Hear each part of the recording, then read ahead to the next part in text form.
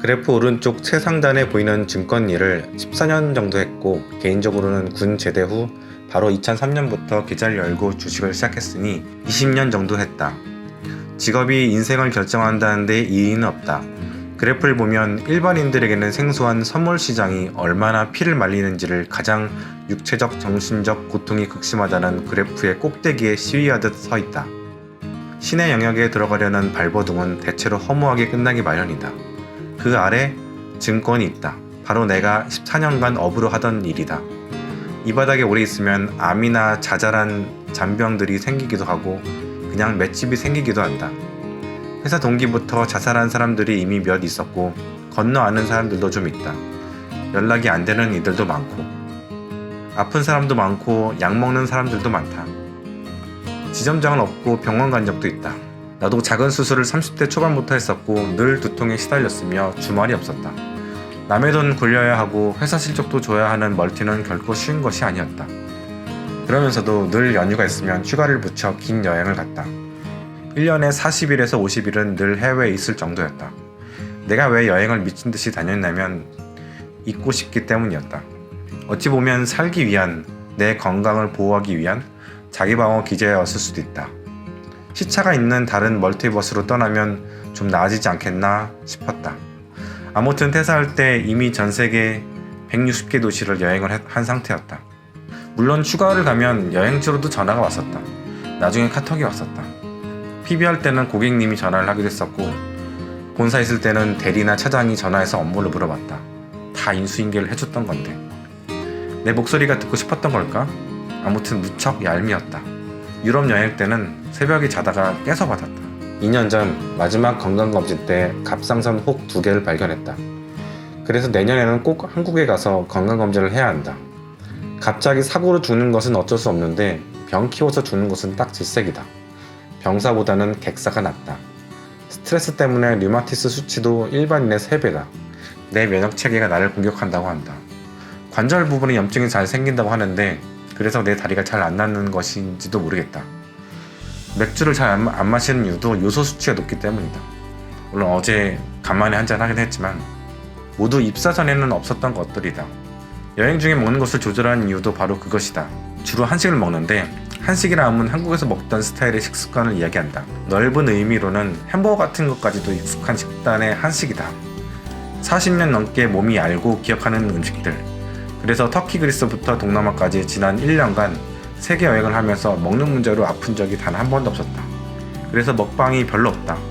한국인들은 먹방을 여행보다 더 선호한다. 먹방 유튜버는 수천만 팔로워가 있지만 여행 쪽은 100만이 맥시멈이다. 그런데 나도 오랫동안 내 여행을 아프지 않고 하려면 어쩔 수가 없다. 만약 2024년에 넉 달간 인도에 가면 살기 위해 한식을 사 먹거나 만들어 먹지 않을까 싶다. 아무튼 과거로 다시 돌아가 35세쯤 되었을 때 좀 많은 것들을 내려놓았다. 40세에는 은퇴하자 결심했다. 몸이 나빠진 것을 느꼈다. 집착하고 있던 많은 것들을 내려놨다. 그때 결혼도 내려놨었다. 그때 결혼을 내려놓으면서 그게 끝일 거라는 생각도 했었다. 사람들은 욕심을 내려놓은 순간 반려자가 나타난다 이렇게 얘기하는데 내 생각은 달랐다. 결국 예상대로 됐다. 사실 30 정도 되었을 때부터 소개팅이나 선을 많이 했었다. 어떻게 알고 결혼정보사에서 회사로 전화가 많이 왔었다. 호기심에 회사 근방에 있던 듀라는 곳에 가본 적도 있었다. 10번 만나는데 200만원이라고 했었다. 여자는 500만원이라고 했었다. 연애시장은 여성이 상위인데 결혼시장은 다른가? 라고 생각했었다. 몇 년 동안 끊임없이 전화가 왔었는데 결혼했다고 뻥을 쳐버렸다. 그렇게 되니 약속처럼 전화들이 다 끊겼다. 솔직히 좀 귀찮기도 했었다. 30살쯤부터 친구들이 하나둘 결혼하기 시작했다. 나도 열심히 소개팅과 선을 봤다. 어머니가 국제결혼정보센터 사업을 잠시 동업하셔서 건너 한국 여성을 소개받은 적도 있었고 PB 시절 회사 고객들이 소개를 시켜주기도 했었다. 다니던 교회에도 여성들이 많았고 어플로도 만나보았다. 다양한 사람들이 세상에 있었다. 정말 준재벌부터 미스코리아, 아나운서같이 화려한 계층, 그리고 나같이 평범한 사람들까지 많은 사람들의 군상을 보았다. 그때는 남자의 전성기는 30대 초반이라는 우스갯소리가 있었다. 웃기게도 그때는 엄청 콧대가 높았다. 그리고 나의 모자란 부분을 다른 사람에게서 찾듯이 외모를 중요시 생각했었다. 나도 아쉬울 것은 없었다. 아니면 말지 뭐 라고 생각했었다. 돌아보면 그렇게 결혼을 하고 싶었던 것도 아니었던 것 같다. 아무튼 35세에 사는 게 현타가 올 때 회사와 결혼도 머릿속에서 같이 내려놨다. 이나가키 에미코의 퇴사하겠습니다 라는 책처럼 조용히 퇴사를 준비했다. 요즘은 Quiet Quick, 즉 조용한 퇴사가 MZ세대들 사이에서 유행이라더니 나는 이미 10년 전부터 실행을 하고 있었다. 퇴사하겠습니다 라는 책은 너무 공감이 가고 재밌어서 서점에서 서서 다 읽고 솔직히 말해서 은혜 받았었다. 그래서 아예 책을 사서 성경책처럼 품에 안고 집으로 왔다. 그녀는 일본에서도 엘리트였고 최고의 직장을 다니던 도쿄 도시녀였다. 아사히 신문 기자였고 스트레스는 폭탄주나 명품 소비로 해결했다. 그러다가 현타가 왔다. 회사가 시골로 발령을 내버렸기 때문이다. 우리는 소비를 통해 행복을 찾는다. 명품백으로 나를 위로한다는 사람들도 있다. 그동안 고생한 나를 위해 스포츠카를 사줘야지 라고 하는 사람들도 있다. 돈을 펑펑 쓰면서 자기 자신을 돈으로 위로하고 합리화한다. 나도 그 중 하나였다. 그녀는 냉장고도 없는 지방도시에서 산다. 냉장고가 없는 이유는 전기세도 아끼고 늘 신선한 식품을 먹기 위해서다.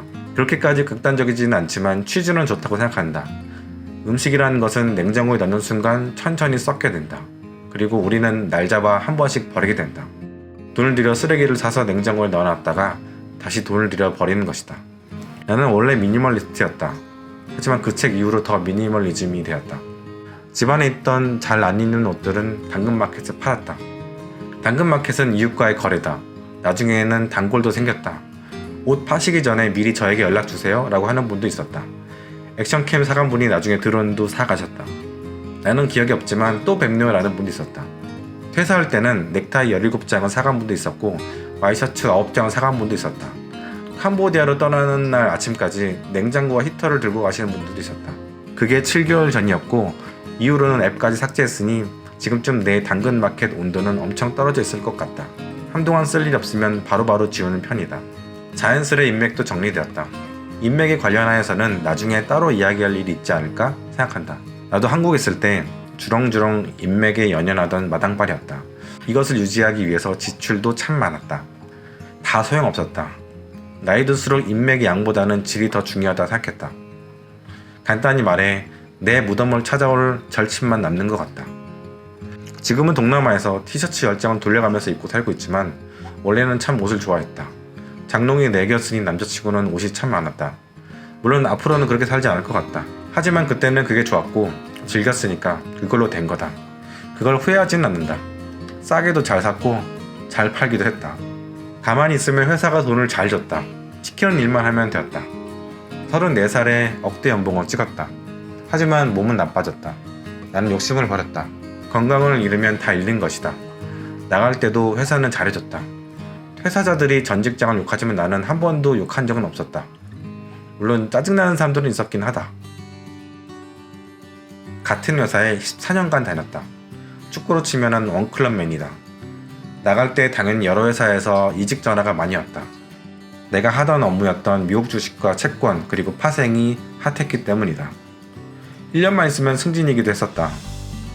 하지만 기회를 내 것으로 잡아 끌어 퇴사를 했다. 규정에도 없는 규정을 내가 만들어서 퇴사를 했다. 아마 최연소였을 것이다. 대기업에서는 흔치 않은 일이다. 갑작스레 객기 부리며 회사 때려치고 유행처럼 해외에 나가는 것은 아니었다. 그래서 오랫동안 해외 살기 여행을 준비했고 공부했다. 정말 많은 책들을 읽었다. 출근 시간 2시간 전에 먼저 회사 인근 커피숍이나 사무실에 도착해서 책을 읽었다. 내 채널처럼 TMI가 많은 채널은 없을 것이다. 공부한 것을 쏟기 때문이다. 어디에선가 해외 한 달 살이를 하면서 영상 만드는 것이 힘드시겠어요? 라는 리플을 본 적이 있다. 사실 그건 아무것도 아니다. 해외 한 달 살기를 하다 보면 저녁에 할 일이 없다. 하지만 나는 해외 살기가 아니라 여행을 한다. 숙소를 계속 옮기면서 다닌다. 그러면서 1일 1 영상을 하는 것은 보통 쉬운 것은 아니다. 컨텐츠 거리도 필요하고 끈기도 있어야 하고 치밀한 여행 계획도 필요하다. 나는 지역에 대한 호기심이 커서 지역을 학구적으로 탐험하는 여행을 한다. 하지만 한국인들은 예능이나 연속극 같은 스토리텔링을 좋아한다. 그래서 지역에 대한 호기심보다는 외국인에 대한 호기심과 동경이 있다. 그래서 내 채널이 인기가 없다. 그래도 아주 적은 숫자지만 구독자들이 있다. 페북에는 패친들이 있고 인스타에는 지인들이 있고 유튜브에는 구독자들이 있다. 각기 성격은 다르지만 구독해주시고 봐주시고 리플과 좋아요를 눌러주시는 분들이 가장 소중하다. 아침에 영상이 업로드될 때 출근길이나 운동하면서 보신다는 분들도 계시고 업로드가 늦어지면 걱정된다는 분도 계신다. 소소하게 비정기적으로 후원하시는 분들까지 이만큼 따뜻한 소규모 커뮤니티가 없다. 영상 편집하기 싫은 날에는 이분들 때문에 노트북에 앉게 된다. 채널은 구독자분들이 유지해주신다. 단 리플 달고 라이크 눌러주시는 시끄러운 구독자분들은 언제나 대환영이다. 해외로 나갈 때 도전 혹은 포기와 결단이라는 말을 많이 들었지만 수긍하기 어렵다. 나의 초등학교 때부터 꿈이었기 때문이다. 한국을 벗어나기도 했지만 나의 일상이 해외로 이전된 것도 있다. 10년짜리 계획을 세워놓았지만 인생이 늘 계획대로 되었던 것은 아니다. 올해도 다리를 다치면서 많은 일정들을 포기했고 뒤로 미뤘던 것만 봐도 그렇다. 하지만 다시 일정에 복귀하고 일어서려고 한다. 많은 응원을 부탁드린다.